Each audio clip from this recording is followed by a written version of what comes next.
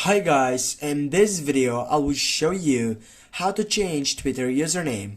Firstly, open up the application, tap on your profile icon on your left upper side, then go to your profile setup, and right after you get there, you're gonna find out edit profile section. Just click on that file, and guys, here you can find out your name session, but if you scroll down you cannot find the session to change your Twitter username. This is why you're gonna get back, and then you're gonna simply get back again. You're gonna go again here on your profile icon, then you're gonna scroll right down and you're gonna go for settings and privacy, and right after that you're gonna go for your account setup. Then you need to click again on the first selection right over here, and now here as you can see the first selection right here, it is username.